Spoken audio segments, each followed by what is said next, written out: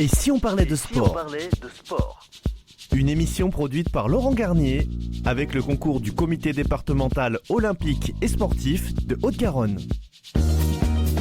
Bonjour à toutes et à tous, très heureuse de vous accueillir pour cette 39e émission de Et si on parlait de sport avec Laurent Garnier et Nathan Coquille. Nous allons avoir le plaisir de vous parler de sport, mais surtout de donner la parole à ceux qui font le sport. Bonjour à la Dream Team. Bonjour Pauline. Bonjour à Brigitte Linder et son équipe du comité départemental olympique et sportif de Haute-Garonne, Clara, Norbert et Nils, qui nous font confiance et nous accompagnent pour la réalisation de cette émission. Pour cette 39e émission, nous accueillons Violaine Chabard, directrice de l'accompagnement des victimes pour l'association Colosse au pied d'argile, David Berti, ancien international de rugby en équipe de France et au Stade Toulousain, Didier Don, coach professionnel, Bernard Pujol, chroniqueur et membre du comité directeur de rugby de Haute-Garonne, et Céline Guiraud, chargée de communication et d'événementiel du comité basketball de Haute-Garonne. Bonjour à tous et bienvenue dans cette émission. Et Pauline, au sommaire de cette émission, la première mi-temps va être dédiée à une association remarquable, Colosse au pied d'argile, fondée par Sébastien Bouey, un ancien rugbyman du Sud-Ouest. Cette association tire son inspiration sur son histoire personnelle marquante. Sébastien, victime d'abus sexuels durant son adolescence, a trouvé le courage de briser le silence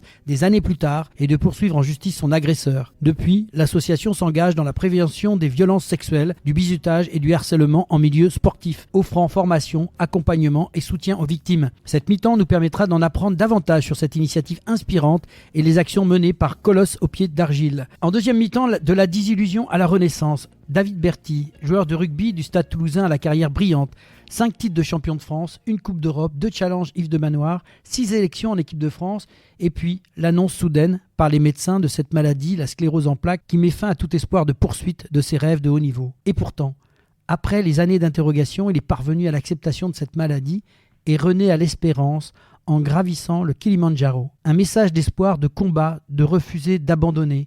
David nous en parle avec humilité et passion.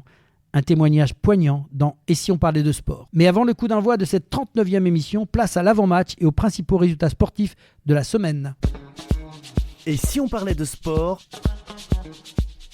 avant-match.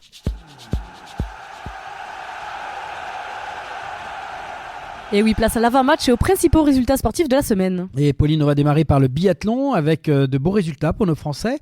Coupe du monde à Oslo en Autriche. La Suissesse Lena Aki-Gross a remporté la Masters d'Oslo devant les Françaises Julia Simon et Lou Jean Monod qui montent toutes les deux donc sur le podium. Déjà vainqueur en individuel vendredi, le Norvégien Sturla Legred a remporté samedi la Masters. Les Bleus Fabien Claude 4e et Emilien Jacquelin terminent au pied du podium, mais ça progresse. Et en fait, dans le relais mixte simple, l'équipe de France composée de Lou Jean Monod et Emilien Jacquelin s'est contentée de la 5e place dimanche. Difficile pour Emilien Jacquelin sur quelques tirs qu'il a perdu. Il a perdu des places. Par contre, le victoire du quatuor bleu composé de Julia Simon, Sophie Chauveau, Fabien Claude et Quentin Fillon-Maillet qui s'est imposé sur le relais mixte avec plus d'une trentaine de secondes d'avance sur la Suède et la Norvège, des fameux frères Beau. Et en ski alpin, la Coupe du Monde à Aspen aux États-Unis, grosse déception pour Clément Noël, meilleur temps de la première manche dimanche à Aspen, le Vosgien a enfourché en deuxième, le Suisse Loïc Meillard a décroché sa première victoire en slalom.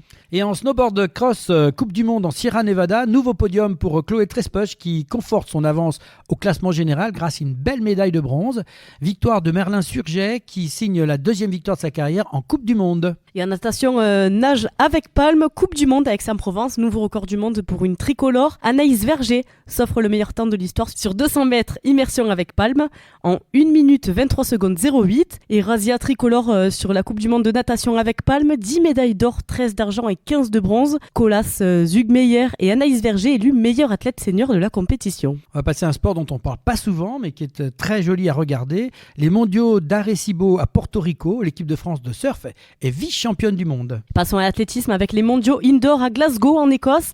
Après avoir établi un nouveau record de France du 60 mètres et en demi-finale des championnats du monde en salle à Glasgow avec un temps de 7 secondes 73, Sirena Samba-Maleya a terminé son séjour en Écosse en remportant la médaille d'argent. La Bahaméenne Devin Charlton a remporté la compétition en établissant un nouveau record du monde et Just Kaou Maté se part lui du bronze sur 60 mètres et le semi-marathon de Paris, le français Mehdi Frère, deuxième du semi-marathon de Paris en 1h 21,01 minutes et 15 secondes pour boucler les 21,097 km. On va passer au judo avec le Grand Slam de Tachkent en Ouzbékistan. Les Françaises ont fait fort. Super victoire de Priscilla Neto en moins de 57 kg. 7e victoire en Grand Slam pour Amandine Bouchard qui continue de dominer la catégorie des moins de 52 kg.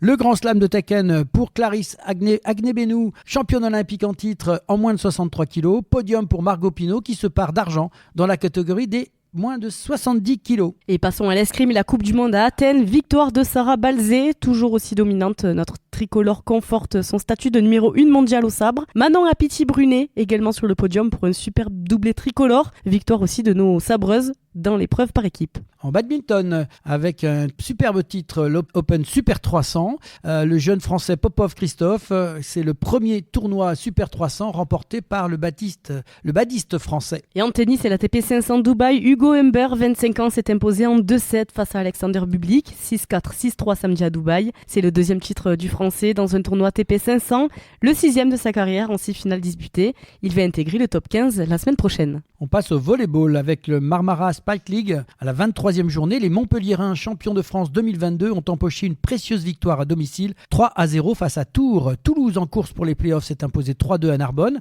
grâce à la défaite du Plessis-Robinson face à Nice ainsi qu'à son succès au tie-break à Narbonne 3-2. Les hommes de Duflo ne peuvent plus être délogés du top 8. 7 s'est incliné à Tourcoing 3-0. En Ligue A féminine, 23e journée aussi, le Béziers est allé s'imposer à Cannes 3-0 et pointe à la 6e place. Et cette fois en handball et les qualifications Euro 2024 à l'Arena d'Orléans, l'équipe de France a atomisé la Slovénie 41-22 et validé son ticket pour l'Euro 2024 qui se tiendra à la fin de l'année, du 28 novembre au 17 décembre prochain en Autriche, en Hongrie et en Suisse. Et en Likim All-Star League et pour le compte de la 19e journée, après 3 défaites de rang, toutes compétitions confondues, Montpellier a joliment relevé la tête en allant balayer son voisin Nîmes 16-27. Mené de 7 buts à la pause, le PSG a finalement arraché le nul contre Toulouse dimanche à Coubertin 29-29. On va passer au football féminin avec la Ligue des Champions. Surclassée par l'Espagne 0-2, la France n'a jamais été en mesure de remporter cette finale de Ligue des Nations. Alors que les JO arrivent dans 5 mois, les Bleus n'ont toujours pas gagné de titre. Et en football masculin, la Ligue Europa dominateur, Toulouse n'a pas trouvé la solution. 0-0 face à Benfica, qui l'avait emporté 2-1 à l'aller et est éliminé de la Ligue Europa. Et en Ligue 1, mené à la pause, Toulouse a réalisé une seconde période de haut vol pour remporter une 3e victoire de rang en championnat 2-1. Ce succès permet au TFC de remonter provisoirement à la 10e place. Match nul de folie à la Mosson. Montpellier et Strasbourg se partagent les points à l'issue d'un match très animé de partout. Rugby à 15 maintenant avec le top 14, volontaire mais trop maladroit pour parvenir à réellement inquiéter les Toulousains. Les Castrets repartent d'Ernest Vallon avec les mains vides et une petite correction, 33-6. Plus inspiré et réaliste, le Stade Toulousain enchaîne un 6e succès consécutif en championnat et se retrouve provisoirement leader. Montpellier gagne 35-39 le choc du bas de tableau à Oyonnax. Match très animé samedi avec une 2e période où on a cru que Perpignan capable de revenir dans la rencontre, mais finalement Toulon renoue avec la victoire 44-22. On passe en Pro D2, Béziers s'impose largement face à Brive 34-15. La SBH reprend la tête du Pro D2. Colomiers s'est incliné 18-27 face à la Provence Rugby. Agen s'impose à la dernière seconde et remporte le derby face à Montauban 26-27. Et toujours en rugby, cette fois c'est du rugby à 7. Parlons du tournoi de Los Angeles. Trop indisciplinée, l'équipe de France féminine s'est inclinée en quart du tournoi face au Canada 19-28 et en battant la Grande-Bretagne 21-0 en finale du tournoi de Los Angeles. L'équipe de France masculine signe sa première victoire sur le circuit mondial depuis le tournoi de Paris 2005. Premier succès pour Antoine Dupont avec l'équipe de France A7 à un peu plus de 4 mois des Jeux Olympiques. Cette victoire tombe à point nommé pour l'équipe de France qui ne s'était pas qualifiée pour Tokyo. On passe à la F1 automobile donc avec le Grand Prix de Bahreïn. En totale maîtrise, Max Verstappen a remporté le Grand Prix de Bahreïn avec 22 secondes d'avance. Le Néerlandais débute la saison 2024 par une victoire devant son coéquipier chez Red Bull, Sergio Pérez et Carlos Sainz sur Ferrari. Toujours en automobile, mais cette fois le Rallye Raid d'Abu Dhabi, souverain avec 3 victoires d'étape sur 5. Nasser Al-Attiyah a remporté l'Abu Dhabi Desert Challenge avec son ProDrive Hunter. Le Qatarien se replace aussi idéalement au général du championnat du monde de Rallye Raid avec cette 2e manche Au championnat, Carlos Sainz conserve la tête avec 76 points, mais son absence pour le reste de la saison, Audi ayant stoppé son programme après le succès au Dakar, fait d'Al-Attiyah un nouveau leader virtuel avec 67 points. On va terminer avec la voile, la fameuse Arkea Ultimate Challenge. Charles Caudrelier, 50 ans, a remporté à Brest l'Arkea Ultimate Challenge, première course autour du monde en multicoque. Le géant, le skipper du Maxi Edmond de Rothschild, a coupé la ligne à 8h37 minutes et 42 secondes. Il a bouclé le parcours en 50 jours, 19 heures, 7 minutes et 42 secondes. Merci Laurent pour ces résultats. Place à une nouvelle chronique spéciale Jeux Olympiques Paris 2024, de 2000 à 2008. Et si on parlait de sport, la chronique des Jeux Olympiques Paris 2024.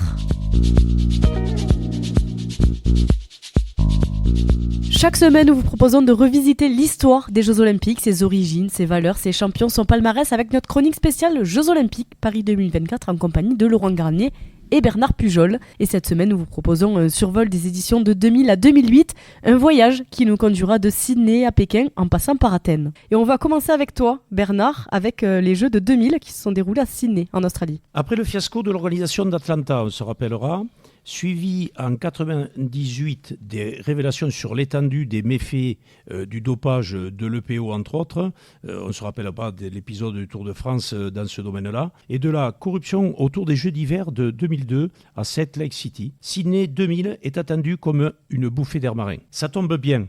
Le peuple australien, bien connu comme le plus sportif au monde, est heureux d'être aussi l'attention de notre terre. Lui qui depuis toujours souffre d'abandon, d'éloignement, de ce sentiment d'être loin de la vie, tout en bas du globe. Les Jeux, pour eux, c'est enfin la reconnaissance. Et pas seulement pour les aborigènes, dont les souffrances s'ouvrent monde et dont le symbole Cathy Freeman fait surgir la flamme de la vasque du plus grand stade olympique de l'histoire, 110 000 places avant d'embrasser la piste. On leur promettait le pire. Ces Jeux, bien organisés, sont un énorme succès populaire avec plus de 5 millions de spectateurs enthousiastes. Sur le plan sportif, parmi les moments les plus mémorables de ces Jeux, on se souviendra particulièrement de la vague Thorpe. 2 records du monde, 2 titres olympiques en l'espace d'1 heure. Le prodige australien Ian Thorpe n'a pas tremblé. De Inge de Bruyne, avec 3 titres sur les 50, 100, 100 mètres papillon, assorti de 3 records du monde plus l'argent sur le 4 x 100 mètres, est la nageuse de ces Jeux.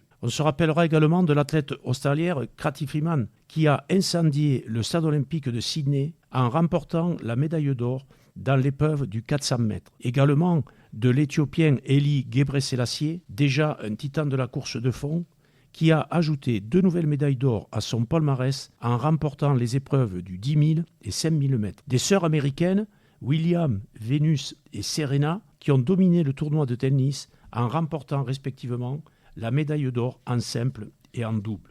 Cathy Freeman, pour se souvenir, c'est quand même un symbole, puisqu'elle a tout un peuple derrière elle. Elle a effectivement été retenue pour embraser la flamme olympique, et en même temps, elle a gagné sur le terrain, et derrière, elle porte tout ce peuple arborigène. C'était vraiment un symbole extraordinaire pour les Australiens. Absolument. Chaque édition, on se rend compte qu'il y a une forte symbolique. Et Cathy, cette dame qui courait nue au olympique aborigène, a vraiment soutenu sa cause et a amené le peuple australien à être reconnu, et les aborigènes, bien sûr, à être totalement inclus dans leur société. Côté français, Tony Estanguet est devenu champion olympique de canoë-kayak monoplace en slalom. Il est le seul athlète français à avoir gagné 3 médailles d'or dans 3 Jeux différents. Il faut rappeler que Tony Estanguet est le président du COJO de Paris 2024. Il a fait du chemin, puisqu'on est en 2000 là déjà, tu vois, 24 ans après, quoi. Oui. C'est une très belle carrière que mène Tony Estanguet. En boxe, Brahim Asloum, sacré chez les Mimouches, c'est-à-dire les moins de 48 kilos, ramène à la France sa première médaille d'or en boxe anglaise depuis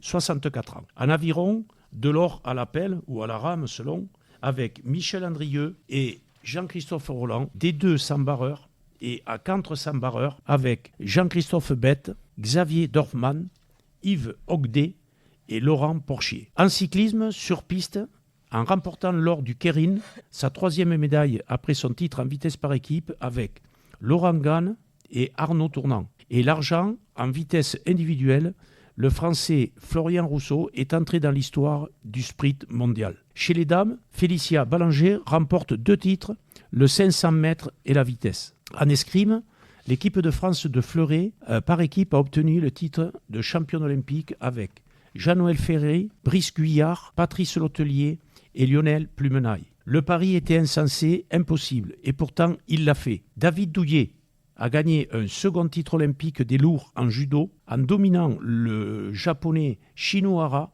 une performance qui le fait entrer au panthéon du sport à côté des plus grands de l'histoire des Jeux. Un géant de l'Olympe. Chez les femmes, Séverine Van de Ende, 63 kg, s'empare elle aussi de la médaille d'or. Au tir au pistolet à 10 mètres, Franck Dumoulin, après ses 2 échecs successifs de 92 et 96, n'a laissé aucune chance et n'a pas laissé sa chance passer non plus en remportant l'épreuve face au favori chinois Wang Yifu. 4 titres olympiques et s'est imposé pour la médaille d'or. Je parle bien du français Franck Dumoulin. Pour conclure cette récolte de médailles, il faut souligner la belle médaille d'or de Miguel Martinez en VTT cross-country. Maintenant, on va passer sur Athènes et on part en Grèce, Laurent. Et oui, Bernard, bien sûr, directement de Sydney, on arrive à Athènes en Grèce, des Jeux qui marquent le retour sur le lieu de naissance des Jeux Olympiques 108 ans après. Préparation qui s'est déroulée dans un contexte géopolitique instable avec, souvenons-nous, les fameux attentats du 11 septembre qui se sont passés donc 3 ans avant aux États-Unis et ceux de Madrid aussi le 11 mars 2004. La sécurité a donc été une priorité majeure, notamment suite à plusieurs attentats à la bombe en Grèce peu avant l'événement qui alimentait les craintes d'une attaque terroriste. Tous les comités nationaux olympiques sont représentés aux Jeux d'Athènes. 2 nouveaux pays, les Kiribati et les Timor oriental, participent pour la première fois. Au total, 201 nations et 10 625 athlètes concourent dans les différentes compétitions. Sur le plan sportif, on notera donc la gymnaste roumaine Catalina Ponor qui a dominé les épreuves féminines avec 3 médailles d'or individuelles. En athlétisme, la course du marathon masculin a été marquée par l'incident de Vanderlei de Lima, un athlète brésilien en tête de la course qui est agressé par un spectateur. Bien que cela ait perturbé sa performance, De Lima a quand même réussi à se relever et à décrocher la médaille de bronze, tandis que le sprinter jamaïcain Usain Bolt a fait ses débuts olympiques. Par ailleurs, le nageur américain Michael Phelps a recommencé à écrire son histoire en remportant 6 médailles d'or et 2 médailles de bronze, lançant ainsi sa légendaire carrière olympique. Côté français, 33 médailles, 11 en or, 9 en argent, 13 en bronze, dont 17 masculines et 16 féminines remportées par 48 athlètes au total. Donc on démarre avec l'escrime qui remporte 6 médailles, dont 3 titres. Les escrimeurs réalisent leur meilleur bilan depuis 1980. La France remporte les titres en épée et en sabre par équipe. Brice Guyard, qui n'était pas attendu, est devenu champion olympique au fleuret 12 ans après le fameux Philippe Omnes. Après l'or à Atlanta et le bronze à Sydney, Laura Flessel obtient la médaille d'argent à Athènes, ce qui était une performance pour cette escrimeuse qui aussi terminera sa carrière à l'issue de cette édition. La guêpe. Voilà, guêpe, tout à fait. Laura Flessel. Laure Manodou, qui a 17 ans, qui est sacrée championne du monde du 400 mètres nage libre, record d'Europe en 4 minutes 5 secondes et 34 centièmes à la clé. Cette course, Laure la domine de la tête et des épaules pour devenir la première nageuse française de l'histoire médaillée d'or. Le lendemain, elle décroche le bronze sur 100 mètres d'eau et l'argent sur 800 mètres. Dans un autre sport, Adrien Hardy et Sébastien Vieildan en aviron remportent le titre dans l'épreuve de couple et Faustine Méret fait de même en planche à voile. Les tricolores répondent présents en canoë-kayak, remportant les 2 titres individuels masculins du slalom avec Tony Estanguet que l'on retrouve, qui conserve celui du C1 gagné 4 ans plus tôt à Sydney, et Benoît Péchier qui enlève l'épreuve du K1. En VTT, on a un autre vainqueur, un certain Julien Absalon, dont on reparlera plus tard, devant ses adversaires, savoure son premier sacre olympique. Au concours complet par équipe, l'équipe de France, l'équitation, la France a récupéré la médaille d'or, et là c'est assez original, sur le tapis vert, suite à une erreur d'un point qui n'avait pas été, une pénalité qui n'avait pas été comptabilisé aux Allemands, et donc ils récupèrent ce titre sur le tapis vert. Ils étaient un petit peu échaudés, mais finalement ils l'ont eu. Et on terminera par une jeune fille, Émilie Pennec, 16 ans, qui a offert à la France son premier titre olympique en gymnastique au bar asymétrique. Voilà une très belle performance pour cette jeune fille. Et de là, nous repartons vers un autre pays, vers Pékin, en Chine, en 2008. Et oui, les Jeux de Pékin sont marqués par la montée en puissance de la Chine. Ils sont une vitrine pour la Chine émergente, montrant au monde sa puissance économique croissante, ainsi que son désir d'être reconnue comme une grande puissance mondiale. Avant et pendant les Jeux, la Chine a été critiquée par son bilan en matière de droits de l'homme, en particulier en ce qui concerne le Tibet et et le traitement des dissidents politiques. L'organisation de 2008 a permis la consolidation de la position de la Chine sur la scène internationale. Ces Jeux de 2008 ont eu lieu dans le contexte de la guerre contre le terrorisme déclenchée par les attentats du 11 septembre 2001. La sécurité des Jeux était une préoccupation majeure et la Chine a pris des mesures importantes pour protéger les athlètes et les spectateurs contre toute menace terroriste. Alors en ce qui concerne le plan sportif, le nageur Michael Phelps a été l'une des stars des Jeux de Pékin, remportant 8 médailles d'or, battant ainsi le record de Mark Spitz pour le plus grand nombre de médailles d'or remportées lors d'une seule édition des Jeux Olympiques. À l'âge de 41 ans, Dara Torres a fait sensation en remportant 3 médailles d'argent dans les épreuves de natation, démontrant la longévité et la persévérance dans le sport. En athlétisme cette fois, la révélation jamaïcaine Usain Bolt a ébloui le monde en remportant 3 médailles d'or et en établissant 3 nouveaux records du monde dans les épreuves de sprint, le 100 mètres, le 200 mètres et le relais 4 x 100 mètres. En saut à la perche cette fois, Yelena Isinbayeva a remporté l'or pour la 2e fois consécutive aux Jeux Olympiques, établissant un nouveau record olympique. L'américaine Nastia Liukin a remporté 5 médailles d'or au concours général individuel de gymnastique artistique. Chez les femmes, Shawn Johnson a été l'une des stars de la discipline, remportant 4 médailles d'or au concours général par équipe. Chris Hoy a été une force dominante dans le cyclisme sur piste, remportant 3 médailles d'or pour le Royaume-Uni dans les épreuves de sprint et de keirin. Et alors côté français, l'équipe de France olympique a remporté 43 médailles, 7 d'or, 16 d'argent et 20 de bronze. En escrime au sabre par équipe, Nicolas Lopez, Julien Pillet et Boris Sanson sont champions olympiques. Ils sont imités par les épéistes Fabrice Janet, Jérôme Janet et Ulrich Robéry, champion du monde à l'épée par équipe. En lutte gréco-romaine, c'est une belle histoire de famille qui s'est déroulée sur les tapis de Pékin avec la victoire de Steve Guénaud avec la catégorie des moins de 66 kilos et la médaille de bronze de son frère Christophe Guénaud en moins de 74 kilos. L'équipe de France de natation aussi a réussi à décrocher 6 médailles comme elle avait fait 4 ans plus tôt aux Jeux d'Athènes et a battu 21 records. Alain Bernard est devenu le premier Français champion olympique du 100 mètres nage libre. 4 ans après son succès à Athènes VTT, Julien Absalon en VTT Cross Country a conservé son titre olympique devant son patriote Jean-Christophe Perrault. Doublé aussi en BMX pour les Françaises Anne-Caroline Chausson, médaille d'or, et Laetitia Lecorguillet, médaille d'argent. Un pur chef-d'œuvre. Les Français n'ont pas laissé passer l'extraordinaire opportunité face à l'Islande. Ils sont champions olympiques de handball, le seul titre qui leur manquait. Et voilà donc fin de cette première partie de chronique. La semaine prochaine, retrouvez la suite de cette chronique de 2012 à 2021, de Londres à Tokyo en passant par Rio. Et n'hésitez pas, pour en savoir plus, ce superbe livre, Les 100 ans de jeu de l'équipe, de 1924 à 2024 aux éditions Solar. Je vous le conseille, c'est un superbe livre. Et maintenant, place à la première mi-temps de cette émission. Et si on parlait de sport, avec notre invitée Violaine Chabard, directrice de l'accompagnement des victimes pour l'association Colosse au pied d'argile. Et si on parlait de sport, première mi-temps. Retour dans l'émission Et si on parlait de sport, nous avons le plaisir de recevoir Violaine Chabard. Vous êtes une ancienne gendarme et directrice de l'accompagnement des victimes au sein de l'association Colosse au pied d'argile. Bonjour et merci d'avoir accepté notre invitation. Bonjour, merci à vous de m'avoir invité. Alors, dans un premier temps, est-ce que vous pouvez vous présenter en quelques mots ? Oui, alors en quelques mots, je crois que vous avez tout dit. Donc, je suis ancienne officier de police judiciaire en gendarmerie et aujourd'hui, donc, je suis retraitée de la gendarmerie et j'ai rejoint l'association Colosse au pied d'argile depuis presque 4 ans, dans laquelle je suis directrice de l'accompagnement des victimes. Alors justement, pouvez-vous nous parler de votre rôle en tant que directrice de l'accompagnement des victimes au sein de l'association Colosse au pied d'argile ? Oui, alors Colosse au pied d'argile, c'est une association qui lutte contre la pédocriminalité, le harcèlement et le bizutage. Moi, mon quotidien, c'est de travailler avec des psychologues et une juriste et de recueillir des témoignages principalement, de les analyser et d'alerter les autorités sur des situations de violence commises principalement dans les structures sportives. Et comment l'histoire personnelle de Sébastien Bouel, un ancien rugbyman, a-t-elle influencé la création et les actions de l'association ? Alors non seulement elle les a influencés, mais ça a été la base de la création de l'association, puisque c'est à partir de son vécu et de son histoire personnelle, Sébastien y a été victime de viol alors qu'il était adolescent,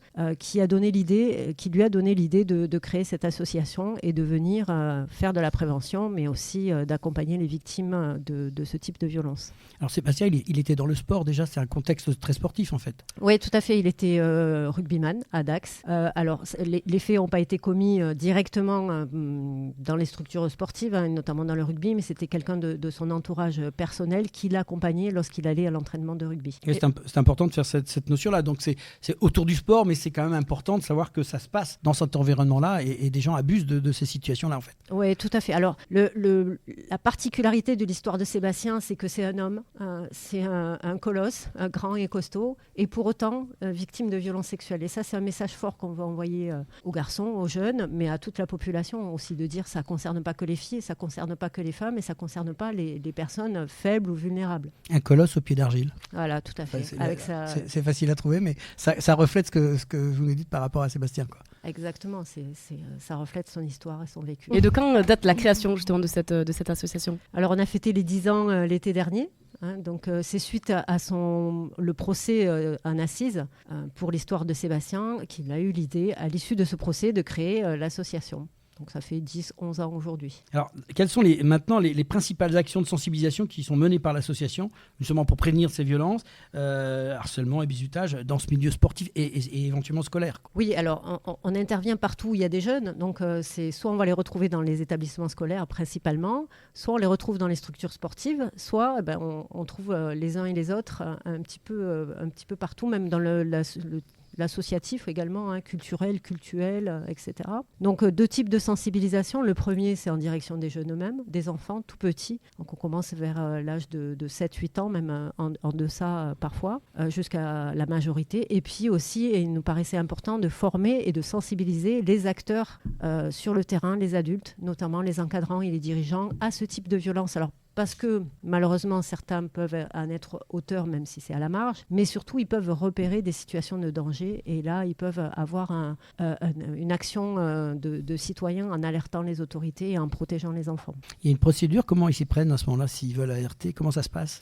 Alors, c'est là que j'interviens, moi, dans ma mission principale, c'est-à-dire qu'ils vont me contacter, soit via notre site internet, donc Colosse au pied d'argile, soit par mail, par téléphone, par SMS. Ils nous disent, voilà, moi, il y a cette situation qui me chagrine, qu'est-ce que je peux faire ?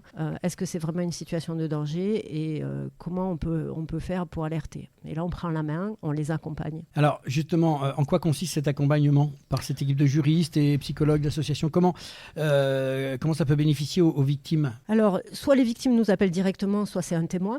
Donc, on différencie les deux types de cas. Pour les victimes, on va lui proposer un accompagnement psychologique et un accompagnement juridique. Donc l'accompagnement juridique, c'est pour traiter tout ce qui est l'émotionnel, évidemment. Et juridique, ça veut dire que dans un même temps, on va faire en sorte d'alerter le procureur de la République si besoin, c'est-à-dire avoir une protection judiciaire. En même temps, alerter l'autorité administrative pour que, si c'est le cas, l'agresseur puisse être, on va dire, suspendu de sa possibilité d'exercer sa profession. Et on peut alerter aussi les autorités fédérales pour que la licence de l'individu mis en cause puisse être aussi retirée si besoin. Et en tant qu'organisme de formation certifié Calliope, quelles sont les formations proposées par l'association et quel est leur impact dans la lutte contre les violences sexuelles et le harcèlement ? Alors ça, c'est un point important. Moi, j'y tiens beaucoup à ce que notamment les encadrants et les dirigeants sportifs puissent être aidés. Sur le terrain, on voit qu'ils sont très démunis face à ce genre de violence. Parfois, ils ont du mal à savoir si c'est des violences ou pas, notamment tout ce qui est violence numérique, on va dire, l'envoi de photos, etc. Donc, ce n'est pas des professionnels judiciaires, évidemment, et donc on les aide à savoir ce que sont les violences, en quoi elles sont caractérisées. On les aide aussi à comprendre la stratégie d'un agresseur et de dire, c'est pas parce que c'est votre collègue, c'est pas parce que c'est un ami, c'est pas parce qu'il est compétent que pour autant, il peut pas être un agresseur, malheureusement. C'est aussi leur expliquer ce que c'est qu'une victime et comment elle se comporte, mais aussi et surtout leur expliquer qu'il y a des gestes qui ne sont pas des actes de violence, mais qui peuvent être interprétés et qui sont inappropriés quand on travaille avec des enfants. Et comment l'association travaille-t-elle en partenariat avec les clubs sportifs, les établissements scolaires et les autres acteurs de la société pour atteindre ces objectifs de sensibilisation, d'accompagnement et de formation ? Alors, on travaille sur demande des chefs d'établissement scolaire ou des présidents de structure. C'est eux qui nous demandent d'intervenir. C'est ce qu'on fait au quotidien. Et à ce moment-là, on voit avec eux quel est le sujet le plus important à traiter. Si on met l'accent plutôt sur le bizutage, sur le harcèlement. Et de toute façon, on intervient obligatoirement sur le sujet des violences sexuelles. commises sur les enfants. Et vous arrivez à mesurer l'efficacité de vos actions d'accompagnement? Comment vous arrivez à voir tout ça un petit peu? Alors, par définition, la prévention, c'est difficilement quantifiable parce qu'on ne peut pas savoir quel impact ça peut avoir, en tout cas sur le moment. On sait que de toute façon, le message est porté et que ça chemine dans l'esprit de certaines victimes. Vous semez en fait. Voilà, vous semez, on sème une petite graine. Et puis voilà, il y en a, ça marche, d'autres ça marche. C'est sûr. De toute façon, l'impact, il est forcément positif. Et puis ensuite, ce qui est important, c'est que nos chargés de mission, au quotidien, ils accueillent la parole des victimes directement après l'action de sensibilisation. Donc, on a des enfants qui viennent voir nos chargés de mission à la fin, qui nous disent voilà, moi j'ai vécu ça. Et à ce moment-là, on recueille leurs paroles. Et alors justement, concrètement, vous faites la différenciation entre la violence physique, mentale, parce qu'il y a aussi l'emprise. Oui. Aujourd'hui, on parle souvent de ce genre de choses. C'est géré comment? C'est difficile de savoir quelle emprise on peut avoir. Il y a plein de jeunes qui vont croire en cette personne-là parce que c'est un super entraîneur ou ce qu'on veut, et on va avoir du mal à sortir de ça. Comment vous travaillez là-dessus? Alors c'est vrai, vous avez raison, on en parle beaucoup, et de plus en plus, et on sait que nous, les fédérations avec lesquelles on travaille, elles sont très sensibles à ce sujet aujourd'hui, de la même façon que les violences sexuelles. Donc il faut connaître, il faut savoir de quoi il s'agit. Vous parlez de victimes directes, mais aussi c'est travailler aussi avec les victimes collatérales, et notamment avec des parents qui se projettent parfois dans l'avenir de leurs enfants et qui ont du mal à être champions à la place de ce qu'ils n'ont pas été eux, quoi. Ça, c'est un vrai problème. Et ça met du poids supplémentaire sur ces athlètes qui ont encore plus de mal à libérer leurs paroles et à dire les choses. Et là, ils ont besoin d'un coach mental. On en parlait tout à l'heure. Mais c'est vrai que c'est des choses qui sont des souffrances qu'on ne voit pas. C'est pas un coup donné, c'est un coup dans l'âme ou dans le cœur du jeune qui doit absolument devenir champion, alors que parfois, c'est pas forcément sa nature. Non, et puis ça va à l'encontre des valeurs du sport. C'est normalement le sport, en tout cas la plupart, c'est pour le bien-être.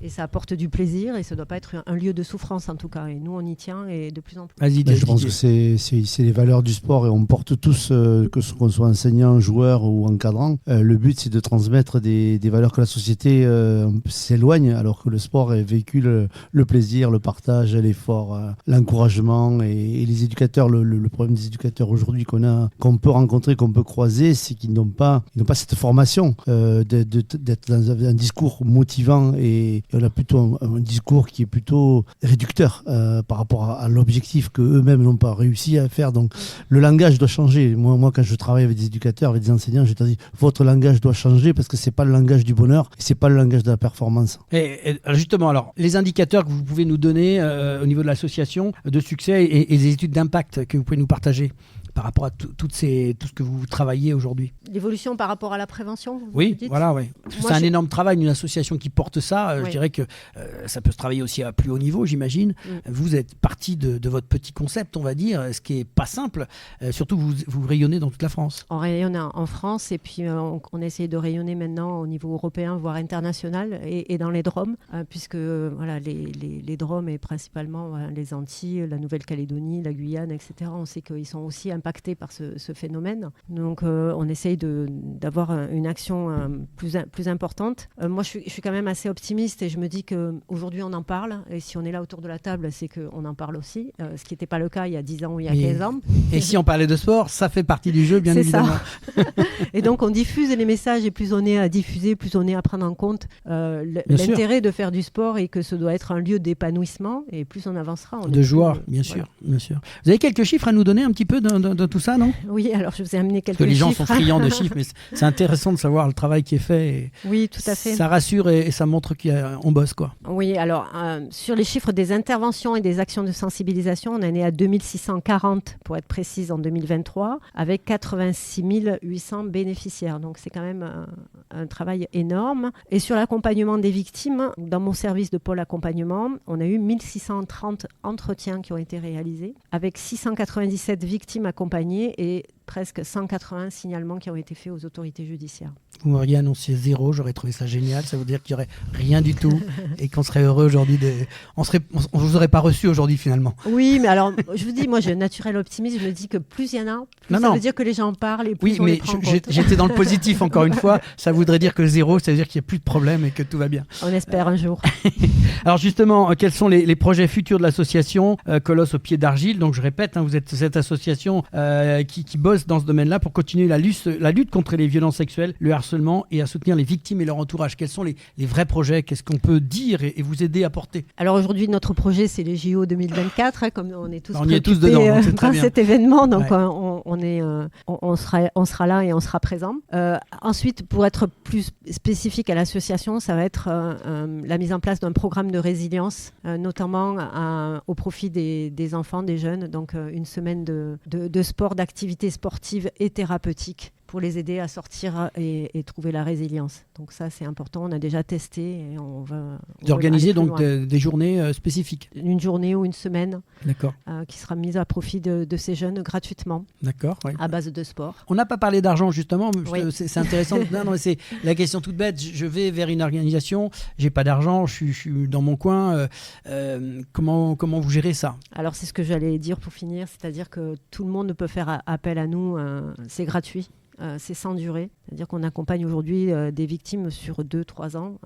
Ça peut être aussi très ponctuel, ça arrive. Par contre, nos actions de sensibilisation et de formation sont tarifées, sont payées, et ça nous permet justement de donner cet accompagnement gratuit aux victimes et aux victimes collatérales, parce que quand ça arrive, vous avez les parents qui sont impactés, vous avez aussi la structure. Quand on est dirigeant, quand on est président, que vous avez une situation de ce type-là, croyez-moi... C'est un drame qui touche tout le monde. C'est très très compliqué, donc on les aide à surmonter la crise. On fait des gestions de crise et on les aide à travailler tout ça. Donc pour plus de renseignements, on peut vous retrouver sur https://colosse.fr. C'est parfait. On est bon, c'est bon, Pauline.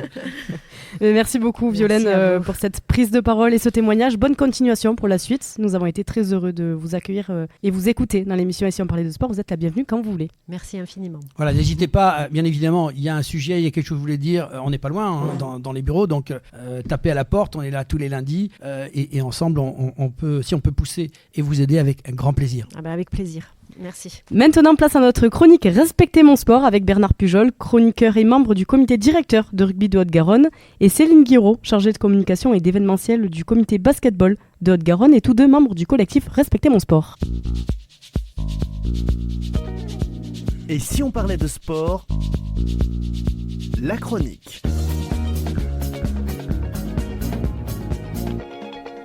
Et nouvelle chronique Respectez mon sport avec Céline Guiraud qui est chargée de communication de l'événementiel du comité basketball Haute-Garonne et Bernard Pujol, membre du comité directeur de rugby de Haute-Garonne qui sont tous les deux membres du collectif Respectez mon sport. Bienvenue sur le plateau de Si on parlait de sport. Merci. Tous les deux. Merci. Voilà, on est très heureux de vous retrouver. On s'était vu il y a un petit mois maintenant au mois de décembre pour que vous nous présentiez ce beau projet de Respectez mon sport avec une belle émission. Vous étiez avec l'ensemble des comités départementaux de 5 sports collectifs, le basket, le foot, le handball, le rugby et le volley, et à qui nous avions donné la parole et pour nous parler de l'initiative lancée pour lutter contre l'incivilité dans le sport. Aujourd'hui, place à l'action et aux différentes initiatives qui vont se dérouler dans les semaines à venir. Alors expliquez-nous un peu tous les deux, qu'est-ce que vous avez prévu maintenant? Parce qu'on a parlé, maintenant il faut passer à l'action. Oui, effectivement. Donc, 2023, cette belle idée est née autour des incivilités et nos 5 sports réunis sous l'égide des comités départementaux a mené des actions tant sur et pour la médiatisation auprès des clubs pro et on ne les reprendra pas. Nous sommes intervenus également dans le milieu amateur qui effectivement est notre cible de population en nombre et que l'on veut atteindre pour combattre ces fléaux. Et le moment fort qui a symbolisé et concrétisé notre première année, c'est l'apparition du clip vidéo que tout le monde connaît maintenant et dont on rappellera le lien plus loin. Pour 2024, Céline... C'est d'abord la pérennisation de cette action, donc sur tous nos événements avec les clubs pro et amateurs, le déploiement de la banderole lors des mi-temps ou des avant-matchs avec les clubs professionnels. C'est également le port de chasuble pour les arbitres et la lecture d'une charte avec les speakers ou les capitaines de ces rencontres sportives. Donc on a pérennisé ces actions pendant la première partie de saison 2024 et puis on a un petit peu évoqué l'évolution donc de Respecter mon sport. On a parlé de l'évolution par rapport les incivilités, mais également sur 2 autres thématiques qui sont les addictions et l'égalité homme-femme. Cette charte, je te coupe, mais on en avait parlé en décembre, elle a été finalisée, quel est le but finalement? C'est de la faire lire par les sportifs eux-mêmes? Quel est le principe de cette charte que vous envisagez? Bien sûr, alors tout d'abord, bien sûr, c'est de le faire lire par les capitaines et les speakers quand il y a sur des matchs pro, par exemple, ou les capitaines lors des matchs amateurs. Donc, de rendre plus visible cette action-là, de par le port des chasubles également. La vidéo, qu'elle soit virale, hein, donc plus de monde la voit, plus on sensibilisera les personnes. Bernard, si tu veux rajouter... Oui, on sensibilisera. Il faut souligner l'excellente qualité de ce clip vidéo. Faisons-nous du bien, il n'y a pas de mal à ça. On remerciera Simon Fichet qui a travaillé avec son entreprise You2You. Et elle est très belle, elle communique, les gens en parlent. On a des personnes emblématiques qui ont bien voulu, on les appelle les ambassadeurs et c'est des amis, qui ont bien voulu témoigner, nous soutenir dans l'action. On ne les citera pas, vous les verrez sur la vidéo. Ce sont des gens très impliqués, très connus du milieu sportif et qui pour nous offrent un écho très très important et un soutien moral et actif qu'on prend avec grand plaisir. Le calendrier pour... Oui, donc en fait du coup l'évolution ça a été donc ces 3 thématiques et on a banalisé, l'année dernière c'était un week-end, cette année c'est le mois de mars, donc Mars en action. Donc on a commencé ce week-end avec le samedi 2 mars où on a été au TMB, Toulouse Métropole Basket Club, notre club phare en Haute-Garonne de basket, et on était le dimanche, on a assisté à la belle victoire du TFC également où on a pu déployer donc cette charte, la rendre visible sur le panneau LED, donc la vidéo. Et donc les autres rencontres sur ce mois de mars, ça sera le vendredi 8 mars à Colomiers Rugby, le samedi 9 mars pour les Spacers de Toulouse, donc le volley, et le dimanche 24 mars pour le Toulouse Féminin Handball, et pour les Phoenix, on les retrouvera le vendredi 29 mars, et enfin on finira le mois de mars par le samedi 30 avec le Stade Toulousain Rugby. Et des dates à retenir, donc vous pouvez les retrouver de toute façon déjà sur le site Et si on parle de sport que nous mettrons à l'issue de cette émission. Alors c'est lancé, on est dans l'action maintenant,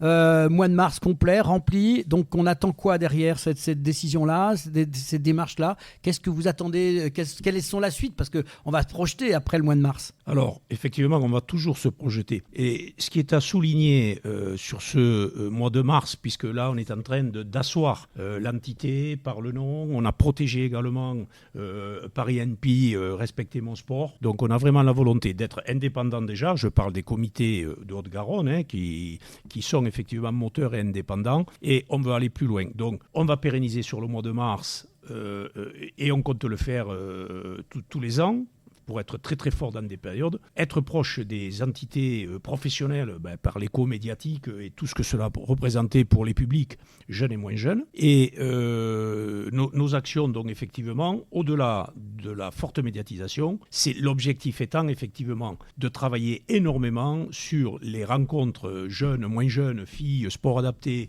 quelle qu'elle soit, partout, pour tous, pour reprendre le slogan, de façon à ce que nous déployions nos banderoles, que nos chartes soient lues, écoutées, entendues et reprises. Et là, on met la machine en marche, et puis beaucoup d'autres projets, comme le site web, comme des maillots particularisés. On a plein d'idées, mais on est très pris aussi dans le quotidien, mais on ne lâchera pas ces belles actions et ces thèmes, vraiment qui appellent à tout le monde de les combattre, puisque notre sport, et on ne va pas être catastrophiste, mais notre sport, on le voit tous les week-ends, est touché par toutes ces incivilités, ces écarts, que ce soit sur l'arbitrage, que ce soit sur les dames, que ce soit sur les hommes, que ce soit sur nos différences. Et ça nous motive, et il faut absolument que l'on soit actif, et nous le serons. Voilà. Et notre objectif, c'est de sensibiliser et surtout de faire changer les comportements. Et concrètement, là, Bernard, Céline, donc, quelle action vous allez voir? Je prends un exemple. Il se passe un événement, malheureusement, d'incivilité dans un sport, dans un de vos 4 sports. Est-ce qu'il y a une action de prévue, une réflexion, une réaction? Comment vous voyez les choses, justement, pour que, au-delà de faire des textes, c'est un premier pas, mais est-ce qu'on ne met pas en place, je ne sais pas, j'invente une idée, mais ça pourrait être un prix à remettre au club ou le sport qui se serait le mieux comporté cette année, imaginons. Alors, Il existe, fair play, comme on dit. Pardon. Il existe déjà des actions dans certains comités. Donc, par exemple, le hand a mis en place chez les tout petits sur les feuilles de match, ils ont des QR codes où quand je me déplace chez l'adversaire, je dois un peu rendre compte de l'accueil que j'ai eu, de la rencontre, comment c'est passé. Donc ça a été mis en place. C'est une petite application, un site internet. Et donc, dès qu'il y a des dérives, dès qu'il y a des problématiques, il y a un référent du comité qui se déplace, qui appelle, pour un petit peu apaiser les tensions, voire anticiper aussi certains comportements. Donc il y a déjà des initiatives qui sont, le foot avait lancé Touche pas à mon foot il y a quelques années avec une vidéo également, des chasubles. Donc voilà, il y a des initiatives propres à chaque comité et sport. Nous par contre, l'action entre guillemets qui nous rassemble, c'est Respecter mon sport sur les incivilités, mais il y a déjà des initiatives. Sur ces thèmes-là, effectivement, Laurent, pour être clair sur la question, Respecter mon sport ne doit pas se substituer à toutes nos actions confondues qui sont louables, qui existent et que chacun s'approprie à sa manière, que ce soit le foot, le hand. On est tous dans l'action. Nous, par exemple, en rugby, je prendrai le rugby. On est passé des sanctions à la bonification. Je dirais que sur ces thèmes-là, on accompagne les clubs, on est près d'eux, mais là, c'est pas Respecter mon sport. C'est en nos séances sportifs, fédéraux, de ligues et départements. Nous travaillons. On ne se substituera pas. Nous, on accompagne au-dessus tous ces thèmes-là pour être encore plus fort et faire montre que on a su faire, et c'est unique, on le répétera ce qu'on avait dit en 2023, c'est la première fois que des sports co se donnent la main sur des thèmes sans confusion ni concurrence et sans dénigrer un sport ou un autre, sans stigmatiser. Et ça, c'est la grande évolution. Et nous, il faut qu'on reste au-delà de tout. Et c'est l'objectif de Respecter mon sport. Et donc, en fait, un événement à venir, là, où vous allez rassembler du monde. Je pense que la date, Céline, c'est jeudi soir. Jeudi 7 mars à 18h au pavillon République du Conseil départemental. C'est une de nos actions phares du mois de mars également.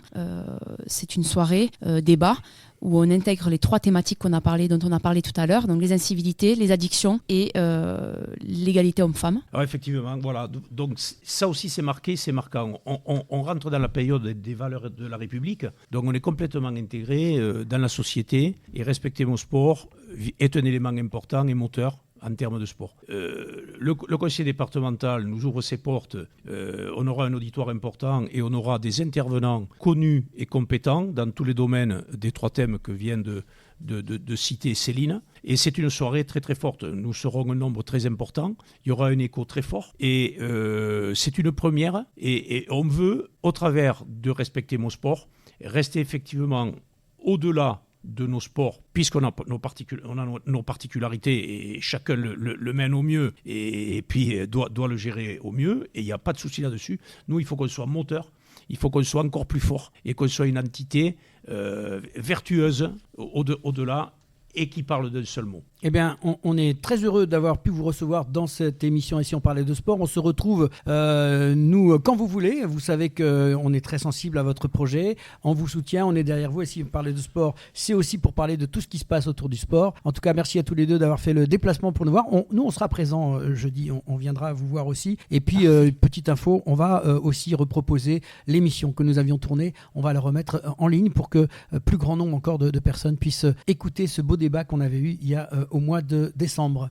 Laurent, Pauline, on profite et on vous remercie encore et si on parlait de sport, de nous accompagner, de nous soutenir. Vraiment merci de nous réserver ces grands moments qui font avancer effectivement notre belle action Respecter mon sport, n'est-ce pas Céline? Parfait, merci beaucoup, à jeudi en tout cas. Et avec plaisir. Merci beaucoup. C'est la mi-temps, retour au vestiaire et on se retrouve dans quelques instants avec nos invités David Berty, ancien international de rugby en équipe de France et au Stade Toulousain, qui nous parle de son parcours, de la désillusion à la renaissance, et Didier Don, coach professionnel et ami de David Berty.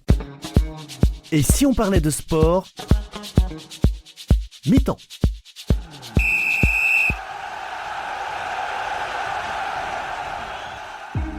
Passionné de sport, vous souhaitez participer à son développement sur le territoire de la Haute-Garonne? Alors ne cherchez plus. Le comité départemental olympique et sportif de la Haute-Garonne est là pour vous. Notre passion commune, l'excellence sportive et l'olympisme. Le CDOS 31 accompagne les comités départementaux et les clubs dans leur développement. Par des formations adaptées aux bénévoles salariés pour développer leurs compétences, par l'organisation de multiples manifestations sportives dans lesquelles vous pouvez être intégré, à travers la mise à disposition de volontaires en service civique. Alors contactez le comité départemental olympique et sportif de la Haute-Garonne dès maintenant par mail contact@cdos31.org ou au 05 62 24 19 02. Ensemble, faisons briller la Haute-Garonne à travers le sport. Et si on parlait de sport, deuxième mi-temps.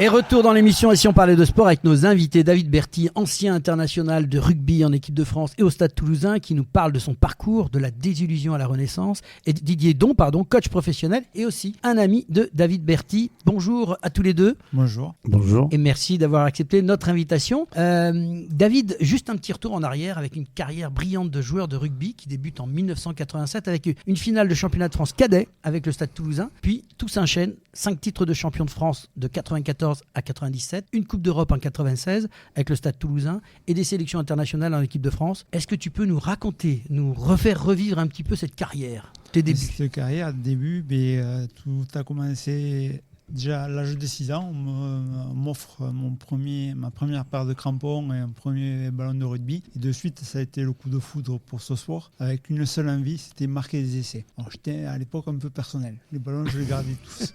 Mais j'ai appris après qu'il fallait le partager. Au rugby, on te fait connaître ça. Et très vite, à l'âge de 15 ans, mon père, en 85, mon père m'invite pour mon anniversaire à la finale du championnat de France qui va se jouer au Parc des Princes, Stade Toulousain contre Toulon. Et là, je vais assister à la finale qu'il ne fallait pas louper. À l'époque, la finale où je crois que tout a commencé pour les Rouges et Noirs. Et donc je vois ces joueurs brandir le bouclier, faire le tour d'honneur, tout ça. Et comme tous les gamins qui étaient présents sur le stade ou devant la télé, mais j'avais qu'une envie, c'était un jour, moi, je voudrais fouler ce terrain et ramener ce bouclier. Le coup de foudre, en fait. Le coup de foudre. Et puis l'année suivante, surprise, mes parents reçoivent un coup de téléphone du Stade Toulousain où ils veulent que je vienne jouer au Stade Toulousain en cadet. Moi, je ne vous cache pas, j'étais mort de peur parce que moi, le petit joueur d'un village de Saint-Jory, contacté par le Stade Toulousain, le grand club de la région, pourquoi ils m'ont appelé. Puis bon, je suis parti, je suis arrivé, j'ai découvert des copains. Puis comme tu l'as dit, première année pour la finale à championnat de France avec les cadets, on la perd, mais ça donne envie d'y retourner. Tu t'es rattrapé après parce qu'il y a 5 titres derrière le champion de France. Donc voilà, l'année suivante, je monte en junior, champion de France en junior. L'année suivante, en première en 89, avec toutes mes stars, Codorniou, Charvet, Bonneval, Sigagna, Jannick, j'en passe. Et là, en 89, je me retrouve au Parc des Princes et face à Toulon. Et quand je rentre sur le terrain, je regardais la tribune où j'étais assis en 85 et je dis ça y est, maintenant tu y es sur le terrain. Maintenant il n'y a plus qu'une chose à faire, c'est gagner et remporter ce bouclier. Et c'est ce qu'on a fait. Et quand une fois gagné, on n'a qu'une envie, c'est d'y retourner et de le ramener de nouveau. Alors après, ça, c'est l'ascension jusqu'à cette Coupe d'Europe gagnée aussi derrière, en 96. Et après, 97. Et là, 97, les choses changent un peu. Tout à fait. Il y a des petits soucis qui, jusqu'à présent, j'étais épargné par les problèmes physiques. Et là, en 97, un problème à un œil. Je ne vois plus rien. Le ballon, je n'arrive plus à le voir. Je distingue mal les joueurs sur le terrain. Je ne peux plus jouer. Donc, je suis à l'écart. Je me pose beaucoup de questions. Je fais des examens. On me dit des choses, on ne trouve pas exactement ce que c'est. La vue revient, je peux rejouer, je me pose plus de questions, je joue. En plus, on est champion de France de nouveau en 97, donc je me pose plus de questions. Ça y est, c'est terminé, c'était juste un mauvais passage. Les vacances se passent, j'essaie de m'entraîner, mais je fais 2 tours de terrain, c'est comme si j'en ai fatigué, comme si j'en avais fait 30. Je fais de la vitesse, les jambes qui ne me répondent pas, je tombe tout seul parfois. Je me dis, je suis encore fatigué de la saison, je me repose, tu reprendras l'année prochaine, ça ira mieux. L'année commence, je commence les entraînements, c'est pareil. Toujours les mêmes soucis. Et puis sur le terrain, je ne suis pas performant. ma force qui était la vitesse, mais du jour au lendemain, mais là tout le monde me rattrape, alors que d'habitude il n'y avait pas grand monde qui me rattrapait. Je me souviens d'un fameux essai que tu as été marqué avec l'équipe de France, où on te voit traverser le terrain avec le ballon, c'était assez extraordinaire. On se souvenait de Berthy à l'époque. Et voilà, et donc ma force c'était ça, mais j'ai plus de force, donc on me fait plus jouer. Donc je suis sur la banquette, ça me fait pas plaisir, moi j'ai envie de jouer. J'entends des choses à droite à gauche dans les vestiaires du Stade Toulousain qui font pas plaisir. Donc à contre-cœur, je prends la décision de partir, de me relancer ailleurs. Je pars à Brive, premier entraînement, pendant les vacances, je me fais une fracture du petit orteil en jouant au foot sur la plage avec des copains. Donc premier entraînement, je dis rien, je serre les dents, je vais m'entraîner parce que je vais pas arriver à un nouveau club et dire que je suis blessé. Donc je serre les dents, mais j'enchaîne les blessures à répétition, je joue pas. Donc là, le club ne veut plus me garder. Je pars à Montauban. À Montauban, premier entraînement, premier crochet, le genou qui craque, ligament antérieur qui a cédé. On me dit non, c'est pas besoin d'opérer, il suffit de faire la musculation, ça va aller mieux. J'ai beau faire la musculation. Et là donc t'enchaînes les blessures, Les blessures. Et à un moment donné, on trouve quelque chose quand même. Mais chaque fois, alors le problème c'est que je cachais certaines choses. Moi je pensais que c'était l'entraînement de rugby que ça venait de tout ça. Et puis un jour, mon épouse était fatiguée de m'entendre me plaindre, de râler, tout ça. Et c'est là qu'elle va me dire, David, sors du milieu sportif, va voir un médecin qui ne te connaît pas. C'est ce que je fais. Je vais le voir, je lui raconte tout ce qui m'arrive, il me conseille d'aller voir un neurologue, je lui raconte les mêmes choses. On fait une ponction lombaire, on donne le rendez-vous, jour du rendez-vous de la ponction lombaire. Moi, je m'attends à tout, sauf ça. Il m'annonce que je suis atteint de sclérose en plaques. Donc sur le moment... C'est important ce témoignage par rapport à tous ceux qui peuvent entendre ce que tu dis aujourd'hui, parce qu'il faut prendre conscience de ça. Il ne faut pas cacher, il faut oser faire ce que tu as fait finalement. Et paradoxalement, les premières secondes, j'étais content. Parce que ça y est, on met un nom sur ce que j'avais. Je ne pouvais pas lutter contre ça. Après, ça a duré... C'est quoi la réaction après, justement? La réaction, la première image que j'ai eue, c'est sclérose en plaques, je ne connaissais pas, je ne savais pas. La seule image que j'avais, c'était le fauteuil roulant. Le fauteuil roulant et la dépendance. Donc pour moi, je me voyais tomber dans un puits sans fond avec une seule image en tête, le fauteuil roulant. J'avais ma fille aînée qui était à côté de moi. Est-ce que je lui ai transmis? Est-ce que je peux le transmettre à quelqu'un? Je savais rien. Ma neurologue me parlait. Ça rentrait d'un côté d'une oreille, ça ressortait de l'autre, je retenais rien. J'avais que cette image du fauteuil roulant. Et là, je suis parti 4 ans de dépression, d'idées morbides, suicidaires, parce que je me voyais être un boulet pour ma famille, tout ça. Qu'est-ce que j'allais devenir? Mon boulot, ma famille, qu'est-ce qu'elle allait faire?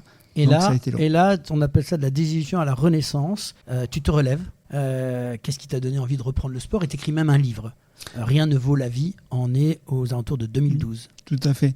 Mais avant ça, avant 2012, un jour, dans l'ordre, je ne sais pas comment ça s'est passé. Un jour, ma fille, ma cadette, se met à pleurer. Je dois aller la changer. Je suis en train de penser à des idées, un pot, un médicament, plein de choses. Et là, je la prends dans mes bras, je me fous à chialer. Et je dis non, stop. Le jour du mariage de mes filles, j'ai 2 filles, le jour du mariage de mes filles, je veux être là, je veux les accompagner. J'ai dit, tu arrête de penser à ça. Puis un jour, une rencontre avec un journaliste que je côtoyais pendant que je jouais au rugby, je lui parle que je veux m'approcher d'associations, mais j'ai peur d'aller voir, d'être confronté à ce que je vais devenir, de voir d'autres patients. Et je lui renvoie la question, et toi, qu'est-ce que tu deviens, tout ça, la famille. Et c'est là qu'il m'apprend, en 2004, il a perdu son épouse lors du tsunami à Phuket. Et là, je suis gêné. Je dis, pourquoi t'as posé cette question? Et il voit que je suis gêné. Et c'est là qu'il va me dire une phrase qui va me faire un gros, énorme déclic. Il m'a dit, David, maintenant la vie, je la prends comme un long parcours à vélo, avec des cols plus ou moins durs à passer. Mais ces cols, si tu veux les passer, il faut pédaler. Parce que si tu t'arrêtes de pédaler, tu tombes. À ton rythme, mais il faut pédaler. Donc j'ai dit, je vais pédaler, je vais avancer. Et c'est de là que j'ai voulu refaire du sport. J'ai essayé, dans le premier temps, comme je faisais avant. Vite, fort, lourd. J'y arrivais pas. Je galérais, ça m'énervait. Et finalement, tu retombes sur un fauteuil. Oui. C'est ça qui est marrant. Donc c'est énorme. C'est ma peur de ce fauteuil. Un jour, j'essayais plein de sports et je ne trouvais pas quelque chose qui me plaisait. Et un jour, un copain vient me voir et me dit, David, j'ai créé un club de rugby à 13 au fauteuil, il faudrait que tu viennes essayer. Et je dis, super, je vais retoucher un ballon de rugby, je vais me régaler. Mais par contre, il y avait le deuxième mot, fauteuil. Et je dis, non, ça y est, ça fait 4 ans que j'essaye de m'enlever cette image de la tête. Je commence à y arriver. Et toi, tu veux que j'aille mettre mes fesses dessus? Je lui dis, non, c'est impossible pour moi. Et il insiste. Jusqu'au jour où je vais voir un entraînement. Et là, j'arrive sur le parking et je lui dis, mais qu'est-ce que tu fous ici?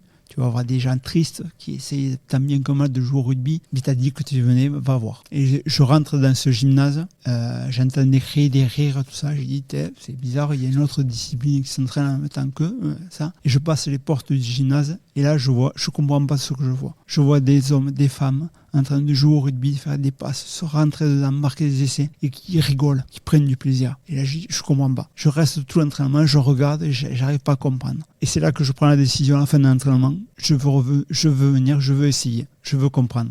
Et je prends la décision de m'asseoir sur le fauteuil pour essayer. Et c'est parti. En 2012, c'est parti, la sortie du livre, c'est parti. Maintenant, je n'ai pas arrêté encore. Et puis, c'est le temps des défis avec la rencontre de la traileuse Vanessa Morales qui te propose de faire l'ascension du Kilimandjaro, c'est-à-dire 5885 mètres. 95. À 10 mètres, c'est important. Surtout à cette temps. Ouais, c'est ça. C'est la folie. Ça, faut que tu nous expliques parce que là, même nous, on est admiratifs. Hein. Ouais. Cette histoire, ça a commencé en 2017. En 2017, je change de boulot. J'intègre la mutuelle du Rempart. Et à ma première opération de relations publiques, je rencontre une jeune fille, toute menue, qui me raconte qu'elle fait des trails dans les montagnes. Elle me montre des images. J'en reviens pas de cette petite fille faire des femmes, faire ses courses dans ces montagnes, tout ça. Je me demande comment elle fait. Et un jour, elle annonce qu'elle va faire tenter un record du Kilimandjaro. Elle me demande d'être parrain de cette course. Je dis ok. Elle bat le record. En tant que parrain, je l'appelle pour la féliciter. Normal. Je l'appelle, je la félicite. Et puis, dans la conversation, elle me dit mais je repars dans 6 mois avec des rugbyman faire le Kilimandjaro. Et là, je lui dis mais c'est bien. Amusez-vous bien. Envoyez-moi une carte postale. Je verrai ce que vous ferez. Et là, elle se met à rigoler. Tout ça. Mais non, t'as pas compris. Tu viens avec nous. Et là, je lui dis, non, mais comme je lui dis, t'es jobarde. T'es jobarde, je peux pas. Mes jambes, elles tiendront jamais. Et plus elle insistait, plus dans ma tête, je disais, mais avec elle, je risquerai rien. Avec les copains du rugby, ça va être comme je dis toujours, la sortie pédestre, la randonnée pédestre, la maison de retraite des rugbyman. On va s'amuser. Si tu y arrives, tu seras le plus heureux du monde. Si tu n'y arrives pas, tu seras le plus heureux du monde parce que tu auras essayé.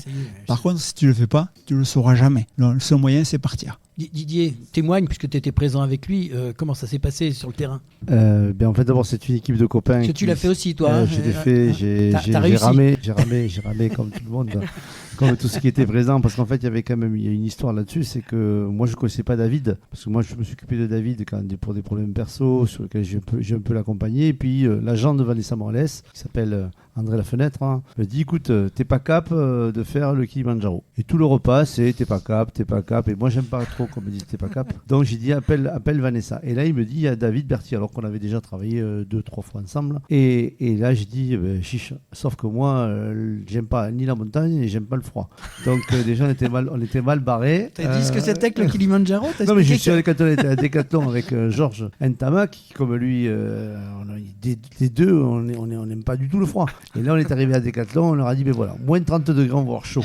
Donc on s'est équipé, on avait rien, on a acheté pour 1500 € de matériel parce qu'on n'avait rien du tout. Moi j'avais un maillot de bain, un t-shirt pour aller à l'E4 et à Gruissant quoi. C'est le plus haut que je suis allé quoi. Donc du coup cette aventure humaine en fait, ce qu'on peut redire de cette aventure humaine, c'est pour moi qui en plus est dans la préparation mentale, c'est voir comment on va chercher l'énergie, la force de se transporter au sujet d'un défi. Le défi, comme je reprendrai les mots de Thomas Castagnette, c'est en fait on est tous là pour une seule chose, c'est accompagner David Angot. Et je pense que les 14 qui étaient présents, ils étaient là pour la même raison. Et en fait on a senti une force, une énergie autour de ce groupe-là, autour de David, qui a vraiment fait quelque chose de magique. Et ça, c'était vraiment... Et en fait, on était tous en galère quand même, parce que David était en galère, mais je pense qu'on était tous en galère parce que soit manque d'oxygène, soit d'altitude, soit de sommeil. Enfin, on avait tout ce qu'il fallait. Mais je pense que c'est une aventure sur laquelle aujourd'hui, moi, en tant que coach, je peux dire une chose, que quand j'accompagne des gens dans la difficulté, je peux vous dire que si on a un environnement vraiment rassurant et sécurisant, lorsqu'on a un comportement de cet environnement où chacun est à sa place au service d'un projet commun, les montagnes, on peut les pousser, et on les a fait, et on l'a fait. Donc vous avez poussé le Kilimanjaro, si j'ai bien compris alors. Oui, David, en te lançant dans ce défi, quel message voulais-tu faire passer ?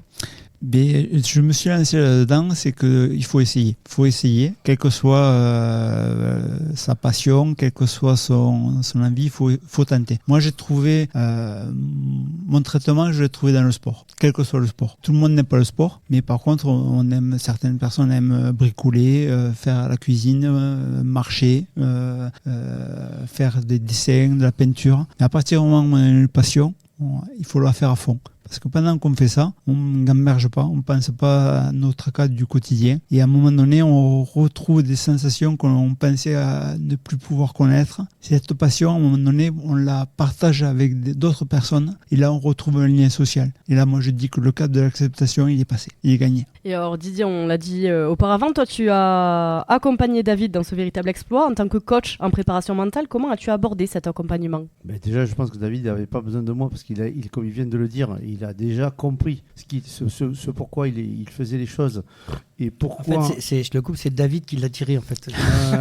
Pourquoi non, David nous a invités, on était quand même 15 à faire cet exploit-là. Et surtout, ce qui est important, c'est surtout voir comment ce groupe-là vivait. Et moi, aujourd'hui, qui accompagne des gens dans la difficulté, je suis en train de dupliquer parce que David, je me l'amène partout maintenant. Donc, on saute en parachute en septembre, en saut libre. On va faire Toulouse-Cadaqués en vélo. On a déjà fait Toulouse-7 l'année dernière. En fait, j'ai compris que cet esprit de groupe, cet esprit de force sur plusieurs journées, parce qu'il ne faut pas le faire sur une journée, il faut le faire sur une semaine, 15 jours, se fait de tout le temps répéter. Et ensemble, dans un dépassement, on est en train de soigner. Je suis persuadé que le sport, ce que dit David, c'est exactement ce que j'ai ressenti. Et c'est l'exemple de David que je peux aujourd'hui reproduire chez les autres, c'est que le sport est un médicament. Et quand il est bien pratiqué, qu'il est bien fait, il soigne le corps. Et ça, c'est vachement important pour moi, dans mes accompagnements. Et quels conseils peux-tu donner à d'autres personnes qui sont dans la même situation ? David, c'est mon moteur, c'est mon modèle. Je pense qu'aujourd'hui, si les gens... d'ailleurs, aujourd'hui, j'accompagne des gens après burn-out ou qui ont des cancers en rémission. Je veux dire, voilà, ils ont tout le temps... On travaille sur une année et à la fin de cette année-là, ils ont un projet comme Compostelle, comme faire 10 jours en altitude, de refuge en refuge, pour travailler sur eux et nettoyer en fait leur intérieur. Et c'est cet intérieur-là qui fait que d'ailleurs, le sport est un moteur d'émotion, est un moteur de plaisir, est un moteur de partage. Il ne faut pas le faire tout seul, il faut le faire avec des gens puisqu'il faut partager. Et le sport, c'est quand même ça. C'est les fondamentaux du sport, c'est partager des moments forts. On va donner la conclusion à Didier. Justement, là, tu vas te poser un peu en grand frère, j'ai envie de dire, c'est un peu l'esprit du rugby. Quel conseil tu pourrais toi donner aux gens qui vont nous écouter, qui sont un peu dans ton cas, qui n'osent pas se projeter comme toi dans cette activité, parce que tu as eu un cheminement, ton témoignage est important. C'est des doutes, au début on en a tous.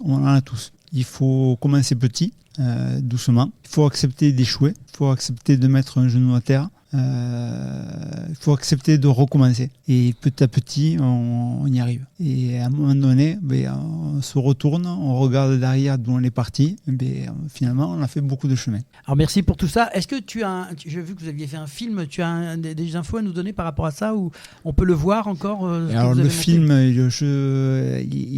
je sais pas si on peut le voir, il est toujours en France 3, il faut aller sur ce 15 pour un sommet. Le titre c'est 15 pour un sommet, il est peut-être disponible sur les plateformes aujourd'hui. On peut le récupérer éventuellement, c'est pour savoir, oui, pour éventuellement. D'accord. Bon, écoute. Merci beaucoup à tous les deux pour vos témoignages et vos interventions dans l'émission. Et si on parlait de sport, bonne continuation pour la suite de vos projets. Vous êtes les bienvenus pour nous partager vos défis et vos prochains exploits. Merci beaucoup. Au revoir. Au revoir. Et tout de suite, place à la prolongation et le quiz avec nos invités Violaine Chabard, David Berty et Didier Don. Et si on parlait de sport, la prolongation.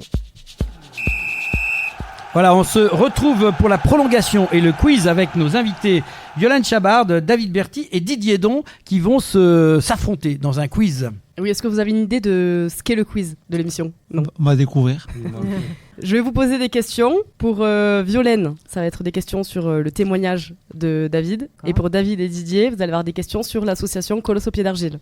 Okay. Je vais poser une question. À chaque fois, il y a 3 réponses possibles. Vous me répondez quelle est la bonne selon vous. Vous avez 3 questions en tout. C'est bon pour vous? Allez, c'est bon. Parti.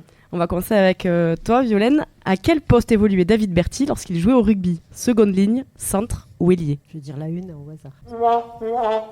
Alors, si je me trompe pas, c'était ailier. Oui, c'est ça. Désolé. C'est pas grave. Allez, première question pour David et Didier. Dans l'association Colosse au pied d'argile, quelle est la personnalité sportive qui n'est pas ambassadeur de l'association? Céline Doumergue, Thierry Dussautoir, Hugo Lloris? Lloris. C'est une bonne réponse. D'ailleurs, s'il veut être ambassadeur, les portes sont ouvertes. Allez, le message est passé. Le rendez-vous, voilà, le rendez-vous est pris. Voilà, c'est aussi ça. Ici, on parlait de sport, c'est des rendez-vous. Deuxième question pour Violaine. À combien de mètres culmine le Kilimanjaro que David Berty a gravi? Alors, c'est 90 à la fin. 5895 mètres, 6216 ou 8849? Première réponse. C'est une bonne réponse. Deuxième question pour vous, messieurs. Combien de fédérations se sont engagées auprès de l'association? Une quarantaine, une cinquantaine ou une trentaine? Quarantaine. Bonne réponse. Bravo. Dernière question pour Violaine. Quelle activité sportive a pratiqué David Berty après avoir arrêté sa carrière? Rugby fauteuil, rugby à 12 ou handi tennis? Rugby fauteuil. Bonne réponse. Alors pour l'instant, il y a 2-2. Si vous voulez être devant sur le score, il faut répondre juste. Je vais essayer d'y répondre. Tout repose sur toi. Tout repose sur toi. Il n'a pas la pression encore. À la suite de quel événement a été créée l'association Colosse au pied d'argile? L'augmentation du bizutage et du harcèlement, le procès aux assises contre l'agresseur de Sébastien Bouel ou l'importance de sensibiliser le public? À 2. C'est une bonne réponse. Ça a été dit durant l'émission en plus. Il est pas redescendu du Kilimanjaro encore, faut pas lui en... C'est serré, il y a 3-2 pour David et Didier. Mais alors il y a la dernière question, une question de rapidité Jeux Olympiques qui remet tout en jeu. C'est pas mal. J'ai les ongles. Alors, elle est subtile, attention la question. Hein. Je pose la question, il y a 3 réponses. Vous sonnez et c'est le plus rapide qui gagnera ou pas. Quelle est la particularité des médailles olympiques de Paris 2024? Elles sont dotées de plus d'or que les précédentes éditions. Elles sont ornées d'un morceau de Tour Eiffel ou elles sont serties de diamants? La 2. Bonne réponse. Bravo. Félicitations. Bien joué, ça fait une égalité parfaite. Hein. Ah ben voilà. Parfait. Donc c'est fair play, on est fair play dans cette émission en tout cas. En plus c'est la semaine de la femme, donc on est obligé de... Donc il va falloir être...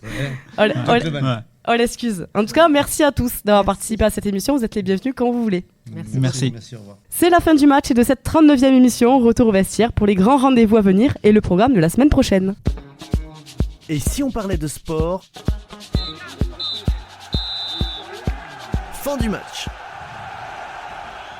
Et c'est la fin du match et de cette 39e émission avec les grands rendez-vous de la semaine dans l'agenda des sportifs de Nathan et Pauline. Et on commence par du tennis du 6 au 17 mars avec les Masters Series aux États-Unis. Après le départ de la Formule 1 le week-end dernier, le deuxième Grand Prix se déroulera du 6 au 9 mars à Jeddah, en Arabie Saoudite. Le début de la saison de MotoGP commence du 8 au 10 mars avec le Grand Prix du Qatar. Toujours du 8 au 10 mars, les championnats du monde de patinage de vitesse toute épreuve à Insel en Allemagne. Les championnats du monde de triathlon à Abu Dhabi aux Émirats Arabes Unis le 8 et 9 mars. Du 8 au 10 mars, la Coupe du monde de saut à ski hommes et femmes sera à Oslo en Norvège. Toujours à ces mêmes dates, la Coupe du monde de biathlon hommes et femmes se déroulera à Salt Lake City aux États-Unis. Du 9 au 10 mars, la Coupe du monde de ski alpin chez les hommes à Aar en Suède et pour les femmes à Kranjska Gora en Slovénie. Le 10 mars, il y aura du motocross avec le Grand Prix d'Argentine. Du 11 au 13 mars, la Coupe du monde de saut à ski sera au rendez-vous pour les hommes et les femmes à Trondheim en Norvège. Du 11 au 17 mars, il y aura les World Open de snooker à Yushan en Chine. Côté foot, la Coupe d'Europe continue avec la phase allée des 8e de finale de Ligue Europa. Marseille recevra Villarreal le 7 mars. En Ligue 1, Montpellier est en déplacement à Nice le 8 mars et Toulouse sera au Havre le 10 mars. Pour le rugby, en top 14, le Stade Toulousain se déplacera à Perpignan le 9 mars et Montpellier recevra Bordeaux. Et enfin, toujours en rugby, mais cette fois en Pro D2, Montauban ira à Biarritz, Béziers sera du côté de Dax et Colomiers recevra le Stade Montois. 3 matchs qui se dérouleront le 8 mars. Et au programme de la semaine prochaine, direction la Finlande où se dérouleront les championnats d'Europe de bowling jeune 2024 qui se tiendront au célèbre Tali Bowling à Helsinki avec 2 joueuses issues du pôle France de bowling de Toulouse. Nous aborderons tous les aspects de la compétition, la préparation physique et mentale, sport où la précision, la concentration et la stratégie sont essentielles. Le bowling est un des sports les plus populaires dans le monde. On estime à 100 millions de personnes qui jouent chaque année. En deuxième mi-temps, c'est du football. Et oui, nous vous proposerons un tour d'horizon de l'actualité en France, dans la région et dans le département, avec notamment un retour sur la Coupe de France avec le parcours du club de Revel en compagnie de son président et de son directeur sportif. Pour en savoir plus, retrouvez-nous la semaine prochaine. Merci à Violaine Chabard, David Berti, Didier Don, Céline Guiraud et Bernard Pujol pour votre participation dans l'émission Et si on parlait de sport. C'est la 39e émission de Et si on parlait de sport. Un très très grand merci à tous les internautes qui nous suivent de plus en plus nombreux.